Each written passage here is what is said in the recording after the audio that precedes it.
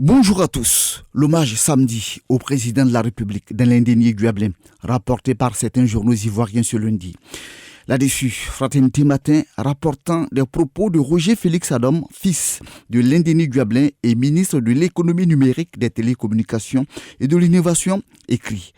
Je voudrais lancer un vibrant et solennel appel à l'union de toutes les filles et tous les fils de notre chère Côte d'Ivoire en général et de l'indénié Guablin en particulier, afin qu'ils saisissent dans un élan qui privilégie l'intérêt général au détriment de l'intérêt particulier les grandes et belles opportunités du développement qui s'offrent à la Côte d'Ivoire avec le président Ouattara. Dans la même veine, le patriote développe que les cadres, les élus, les chefs, les fils et filles de l'indénié Guablin sont heureux et fiers des actions du président Ouattara et l'ont affirmé avec force et conviction dans une grande ambiance festive ce samedi 9 octobre à Nimbé-le-Cro, le deuxième département de la région. Et cette cérémonie d'hommage au président Ouattara dans l'indénié Guablin s'est déroulée en présence de l'opposition à travers le maire PDCI d'Animbé-le-Cro, Mandioba Roger, et du député du même parti, Kwasi Boignini, conclut le patriote. Sur le même sujet, le mandat rapporte que présent à la cérémonie, le ministre-gouverneur du district autonome de la Comoé depuis le 9 juin a indiqué que, en homme de paix et de dialogue, le président de la République a su ramener et préserver la paix en Côte d'Ivoire, tout en déclinant toutes les avancées du pays sous le régime Ouattara, à savoir la santé, la lutte contre la pauvreté, l'éducation, l'électrification, les infrastructures, ajoute le mandat. Vie des partis politiques, le nouveau réveil concernant le colloque annoncé des 75 ans du PDCI-RDA a transcrit une interview de Seribi Nguessan, le secrétaire exécutif du PDCI-RDA, chargé des sections des délégations départementales et communales, qui dit que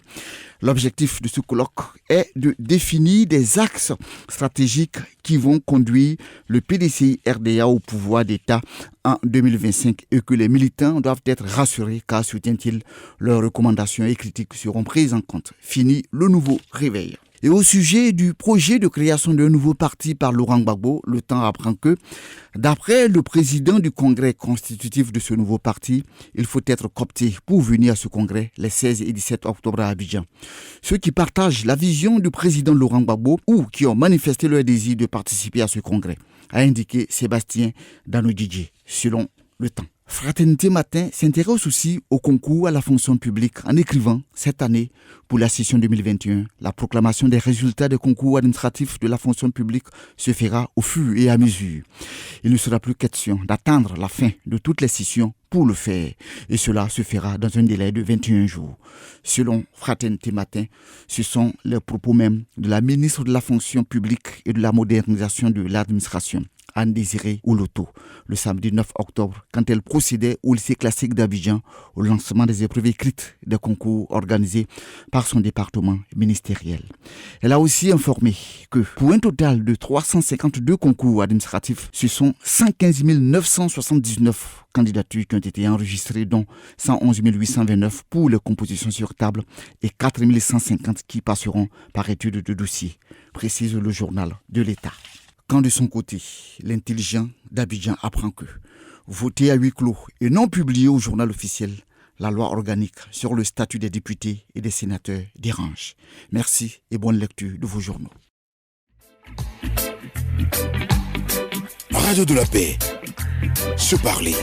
s'écouter, se comprendre.